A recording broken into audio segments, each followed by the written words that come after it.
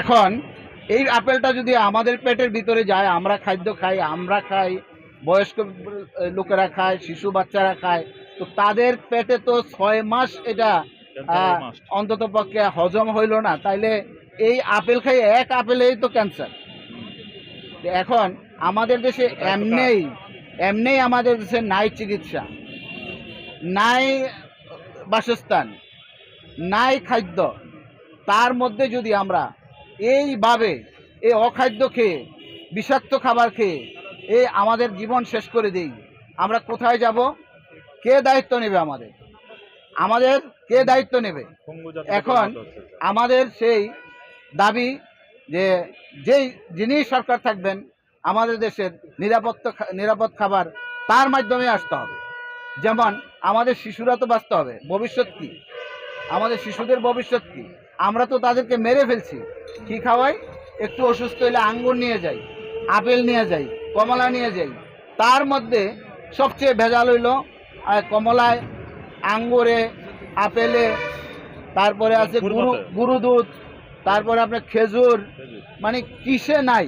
শাক সবজি, মাছ, ইভেন কি মাছ এখন জীবিত পাওয়া যায়। কিভাবে রাখে? কিভাবে মাছটা রাখে? হ্যাঁ, পানির মাধ্যমেও একটা কেমিক্যাল দেওয়া হয়, সেইখানে সেই খাদ্যগুলি জীবিত থাকে। তো এখন আমরা যে ওই খাদ্যগুলি খেয়ে আমাদের বাচ্চা কাচ্চা, আপনি যে কোনো হাসপাতালে যান, সরকারি হাসপাতালে, প্রাইভেট হাসপাতালে, যে কোনো হাসপাতালে যান, দেখবেন শিশু, বৃদ্ধ, অল্প বয়সের মানুষ, লক্ষ লক্ষ মানুষ হাসপাতাল ভর্তি। অল্প বয়সের 13, 14, 15 বছরের ছেলে মেয়ে, তারা হার্ট স্ট্রোক করে মারা যাচ্ছে। হ্যাঁ, তাইলে এই দায়িত্ব কার? এই দায়িত্ব তো আমি মনে করি এই দেশের প্রশাসন, যে সরকার থাকবেন, তিনি নিরাপদ খাদ্যটুকু তাকে নিশ্চিত করতে হবে, যে আমাদের শিশুরা, আমাদের জনগণ যেন ভেজাল মুক্ত, এই ফরমালিন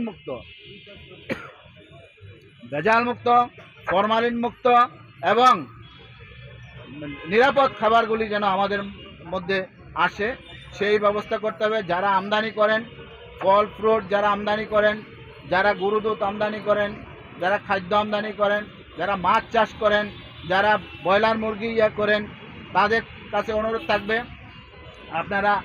আপনিও তো কোনো না কোনো জায়গা থেকে খান। যে ফল বিক্রি করে সে মুরগি খায়, মাছ খায়, মাছওয়ালা মুরগি খায়, ফল খায়, যার সবাই সবার ভেজাল মুক্ত করলে তাহলে আমরা কি করব?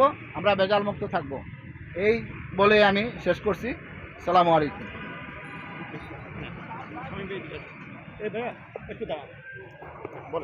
এখন আপনাদের সামনে বক্তব্য রাখবেন নিরাপদ খাদ্য খাই নিখাখা আন্দোলনের আহ্বায়ক ও সংগঠক জনাব জসিম উদ্দিন, বিশিষ্ট সমাজকর্মী জনাব জসিম উদ্দিন।